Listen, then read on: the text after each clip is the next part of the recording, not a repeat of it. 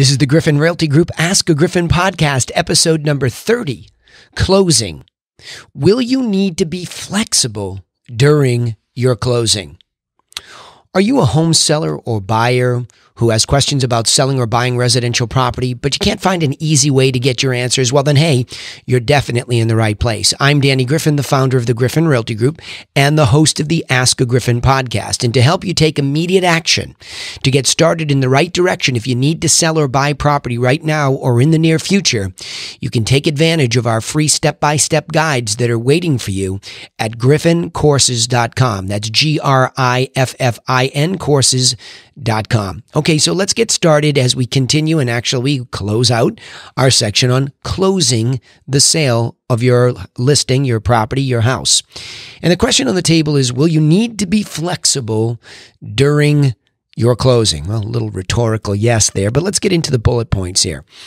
Remember, this is one of the largest financial and emotional transactions most of us will ever make in our entire lifetime. Now, I know a lot of you might be in business where you make big or are involved in big financial transactions all the time, but this is a big one financially and emotionally because it's your home typically, or there are memories, even if it's a second home.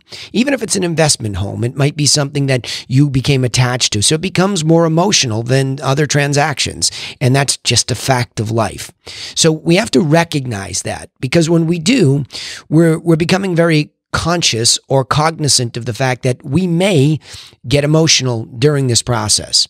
Even if in the rest of our life, our professional lives, we may be very reserved and very controlled, there's a strange sort of trigger when it comes to a residential transaction, and especially during that very compact time in the closing module, as we like to call it, where now time is accelerated. Like I said before in other episodes, you may have gone through a process that lasted you 4 or 6 months, whatever it might be, and now you're in this 30 to 45, maybe longer, but typical closings take place in a very compact period of time, typically 30 to 45 days.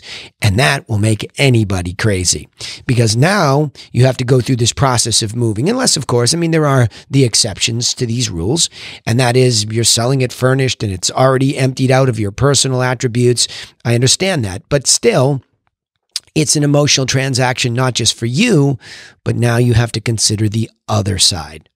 People get very emotional when they're buying your property. So there are all of these other parties that are attached to it. So the first point here is, remember, we're in a large financial and emotional transaction. But the second point is, your transaction requires the orchestration of many different parties. It's not just you and the buyer. It's also the listing agent. In this case, that would be somebody like me. And I'm there representing you and all your dates, deadlines, and emotions, trying to manage that with you and help you through that.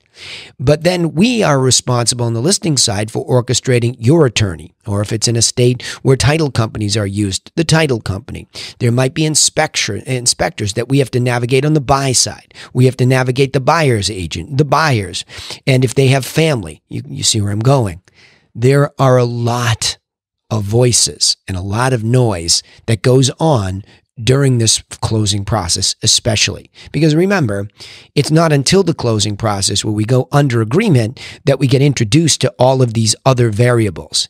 And again, compacted into a much tighter time frame that makes everybody nervous. And of course, I think one of the things to remember is that the greatest fear that most people have during a closing process or a real estate transaction in general is they just don't want to be taken advantage of. So there is something very real called buyer's remorse, or they question themselves. Did I get a good deal? I'm going to continue to look. In fact, one of my buyers who just closed on a spectacular property the other day said, I still look every day to make sure I got the best deal. And so that's what you're dealing with here on the other side. And I know that you might say, well, that's not my problem. You're right, it's not your problem, but it is part of your closing. And we do have to navigate it and orchestrate it. So just be aware that that can happen. So what's the third and most important point of this particular podcast is, well, beware that although there are clear dates and deadlines that are outlined in the contract, there will often be the need for adjustments that require your flexibility. And again, you might be in the catbird seat where you have an extraordinary property. And you know that if somebody dings you around during that process, you could tell them to go away. And if it's for a legitimate reason, it might be the best move to say, no, we will not be flexible because you're going to, for example, take us off the market. And now it sounds like, for example, your financing is shaky. Those might be real reasons to not be flexible. But in the majority, in my experience, what I find is that quite a few people have real adjustments that need to be made. So on the buy side, for example, in a hot market, you might see that the appraisal is slow. And you know that you're not a property that's getting a lot of cash buyers, so there's no cash backup, no finance contingency. Everybody happened to come with a finance contingency, and you know that appraisals are backed up because the market's hot. And now all of a sudden, somebody, through no fault of their own, can't meet that process. As long as your agent, your listing agent, does the homework, make sure and ensures that this is a legitimate reason, going so far as to call the buyer's mortgage broker directly, getting permission through those parties that's okay, and going out and figuring out, hey, look, is there a legitimate reason for the extension request here? Because if I'm going to go back to my seller and ask for flexibility, I need to be very clear why. And that the adjusted time frame is reasonable and true. See, sometimes a buyer can become quite desperate to hang on to a property. And sometimes the lines get blurred. Let's just leave it at that as to what the truth is or isn't. So it's up to your side to determine whether or not the request for extension is legitimate. If it is, my best recommendation is, the old saying goes, a bird in the hand is better than two in the bush that we don't know anything about.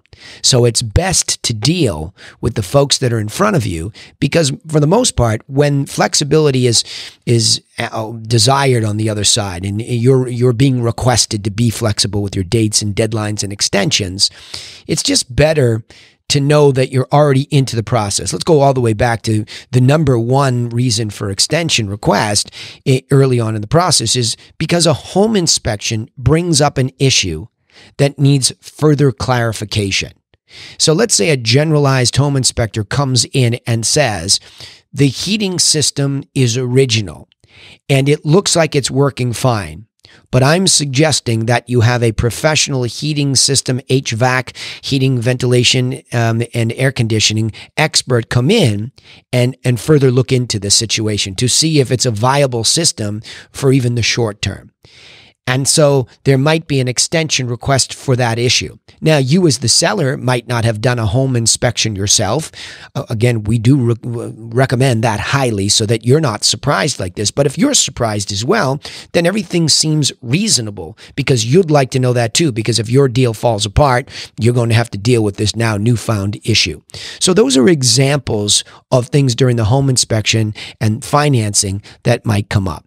Now, again, if you've entered into a transaction that has even more complex factors, for example, you have agreed because you got a good price offer from the buyer to be involved in a home sale contingency, meaning the buyer has a home sale contingency. And you and your agent, again, really need to be on top of that as if your agent were listing that property so that they can go into MLS. And if it's in another state, to really be in coordination with the buyer's listing agent in that other state. How's it going? What kind of activity has there been? Has there been any have there been any offers? How far did you get? It's very important to stay up to date with that because if you're going to extend a home sale contingency, you really need a good reason. But again, all viable reasons to extend your flexibility by offering these extensions in writing. So let me go back through these key points here. Now remember, in our closing series, within the context of our seller course or plan, more importantly, this is a plan. It's very specific on how you can plan and get yourself through this process with less stress.